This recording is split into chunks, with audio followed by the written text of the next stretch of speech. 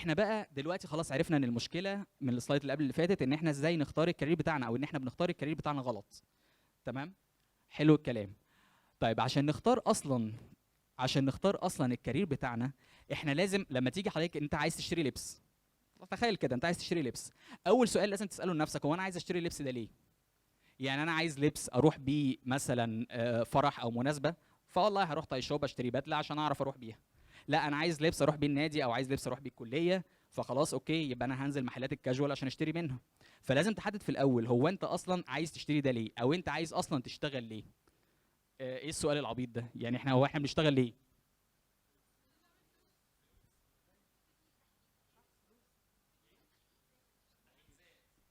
طيب بص، احنا بنشتغل عشان الفلوس بصراحه يعني.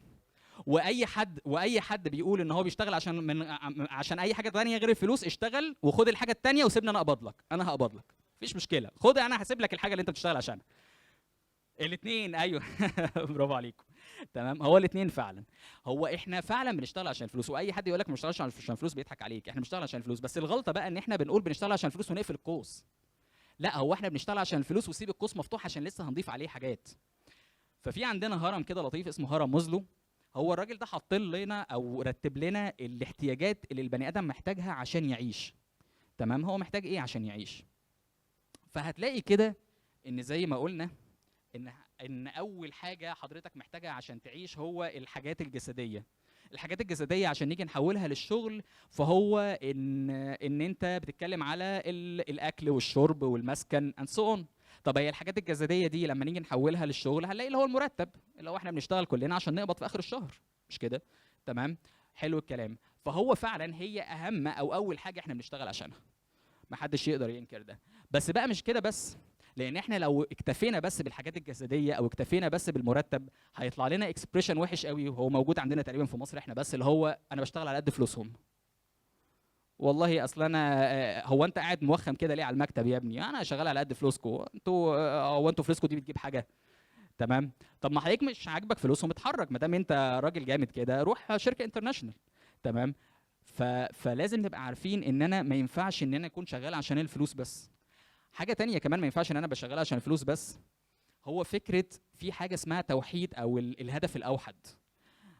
ربنا يعافينا، يعني انتوا عارفين ظاهره الانتحار اللي ظاهره كتير قوي في الشباب الفتره اللي فاتت. هي لما تيجي ان انت تتكلم مع اي حد يعني عنده اكتئاب وبيفكر في الانتحار، هتلاقي ان هو دايما راسم لك صوره سوداويه وبيقول لك اصل انا شايف ان حياتي ملهاش قيمه.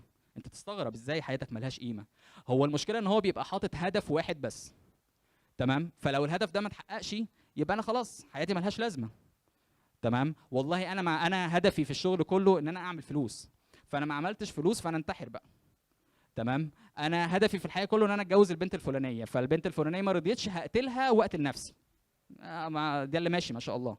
تمام، ففكره الهدف الاوحد دي اصلا مصيبه سودة. طيب نيجي بعد كده خلاص احنا بنشتغل عشان الفلوس، وايه كمان بقى؟ بنشتغل عشان حاجه للامان. الحاجه الامان لما نيجي نحولها للشغل كده هنلاقي ان في شركات، او انت ممكن تقبل ان انت تشتغل في شركه بمرتب اقل، نظير ان هي بتقدم لك تامين صحي، نظير ان هي بتقدم لك معاش، بعد ما تتحال على المعاش تديك معاش، مش كده؟ يعني احنا في ناس كتير بتقبل اوفرز ممكن تبقى اقل بس فيها مميزات تانية زي الامان. مش بس التامين الصحي ده، في حاجه اهم كمان. يعني المثال مثلا لو رجعنا تاني لساعه كورونا، في شركات للاسف كتير سرحت الموظفين بتوعها. تمام، ويعني في شركات تانية بقى، يعني ناس محترمة كانت، لا دي كانت بتقعدهم في البيت، ومش working from home، ده في ناس ما كانتش ينفع تشتغل من البيت، لان في انتاج مثلا، في قسم انتاج، في قسم تشغيل، ما ينفعش يشتغل من البيت. تمام، وهو قاعد في البيت وبيوصل له مرتبه كامل كل اول شهر. طب هو الشركات دي عبيطة؟ لا طبعا. هو بغض النظر ان هو ده الاسكس وان هو ده الطبيعي، يعني المفروض ان هو الشركات تراعي ربنا، بس كمان لو هنتكلم على البيزنس هم بيشتروا اللويالتي بتاعت الموظفين بالفلوس دي. تمام، لما يرجع بقى الموظف حس بالامان، معنى ان الموظف حس بالامان، فهو لما يرجع بعد ما كورونا تخلص لو قالوا له معلش احنا هنضاعف المجهود بتاعنا، هيقول لهم امين، مش هيعترض، وعن حب. هم اشتروا اللويالتي. تمام. طيب بنشتغل عشان حاجه كمان، الحاجات الاجتماعيه. لما بنشوف اهالينا لما بييجوا يتحالوا على المعاش بنلاقي ان هم مش زعلانين بس ان المرتب ممكن يكون هيقل، لا دول زعلانين اكتر. بنسمع منهم جمل يقول لك ايه؟ يقول لك والله اصل انا معقول بعد كل السنين دي ان انا كل يوم اروح اقعد مع زمايلي في المكتب واشوفهم كل يوم، هبقى دلوقتي بسمع صوتهم في التليفون بس. فحضرتك شغال عشان الحاجه الاجتماعيه. انا اعرف ناس بتبقى شغاله في شركات هي مع يعني عندها استعداد تفضل في الشركه رغم ان جاي لها اوفر اعلى، بس هي مبسوطه في التيم، مبسوطه في الكرو.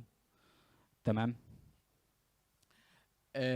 من ضمن الحاجات الاجتماعيه يعني في مثال لطيف قوي، في لعيبه كوره ممكن تلاقيهم ان هو يجي له اوفر مثلا من بيراميدز بمبلغ اكبر من اللي بياخده في الاهلي او الزمالك، بس هو ما عندوش استعداد ان هو يسيبه ويروح عشان هو عايز يلعب في نادي جماهيري.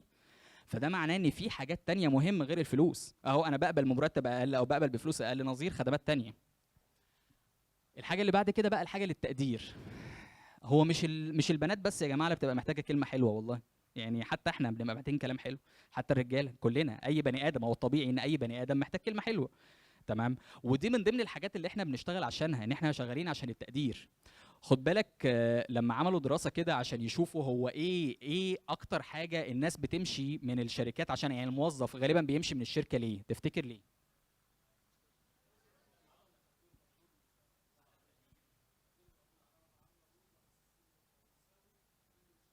بالظبط، ما فرقتش.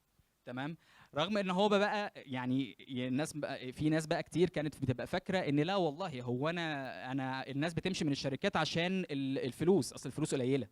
لا خالص. ده هم لقوا ان هم بيمشوا بسبب ان المدير المباشر بتاعهم مش مقدرهم.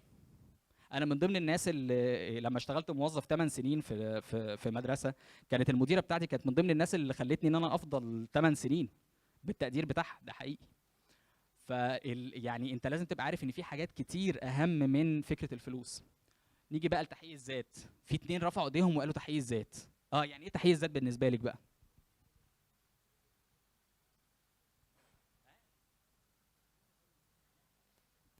انتوا الاثنين انتوا رفعتوا ايديكم سوا.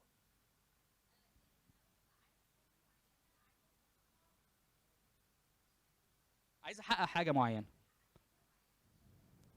بالظبط. لما تيجي ان انت لو انت قعدت في يوم من الايام مع حد ما تعرفوش وعايز تعمل ايس بريكنج، عايز تبتدي تتكلم معاه وانت ما تعرفش حاجه عنه، غالبا بتلاقي ان انت بتتكلم عن شغلك وهو بيتكلم عن شغله. ده في الاغلب. طب انت تخيل بقى لما تقعد مع حد او لما تقعد مع عيالك ولا احفادك بعد 20 سنه، انت عايز تقوله ان انت زيك زي 100,000 موظف قاعدين في الشركات ما يعني ما لهمش حس، ولو مشي مش هيحسوا بتاثير؟ ولا عايز تقول لهم ان انت كنت حد جامد قوي في الشركه بتاعتك ما يقدروش يستغنوا عنك؟ ولا عايز تقول لهم ان انت عملت مشروع والمشروع ده فرق ونجح؟ انت عايز توصل لايه؟ تمام. هو ده تحقيق الذات. انا عايز في يوم من الايام اقول ايه، عايز احكي ايه عن نفسي. فاكتر واحد ادانا مثال قوي جدا ان احنا مش بس بنشتغل عشان الفلوس، الحاج محمود العربي الله يرحمه. طب اشمعنى بقى؟ الراجل ده كان بيعمل حاجه لطيفه جدا. هو زي اي صاحب مشروع، كلنا لما بنيجي مثلا في اول السنه بنحط التارجت بتاع السنه، احنا بنحط تارجت مادي. يعني بنقول والله انا عايز اعمل مبيعات او عايز اعمل ارباح السنه دي قد كذا. هو بقى الراجل ما كانش بيعمل كده بس، هو طبعا كان بيحط تارجت مادي اكيد، بس كمان كان بيحط تارجت غير التارجت المادي. وكان مشهور قوي. كان يجي في اول السنه، كان في البدايات كان يقول انا عايز ان احنا نشغل 10,000 موظف. تمام. انا عايز اشغل 20 بعديها 20,000 موظف. لحد ما وصل ان هو لما توفى كان مشغل 40,000 موظف. طب ده رقم كبير حلو. لا، ده كان زعلان، هو كان عايز يوصل ل 200,000 موظف، ده كان هدفه. ودي حلاوه الموضوع بقى، يعني الحاج محمود الله يرحمه بكل الهيلمان وما شاء الله مات وهو لسه ما حققش حلمه. ما دي حلاوه الموضوع. ما هو لو كان حقق حلمه كان بطل يشتغل. لو حلمه كان الفلوس بس كان بطل يشتغل. مش كده؟ لو حضرتك بتدور، انت جاي المحاضره دي بتدور على الفلوس بس، فاحنا قلنا لك مبروك، انت كسبت شنطه فيها 10 مليون جنيه، خلاص انت هتروح تقعد في بيتك. تمام. لكن هو الراجل لحد، وهي دي حلاوه اللعبه، لحد ما توفى الله يرحمه كان شايف ان هو لسه في حاجه عايز يحققها.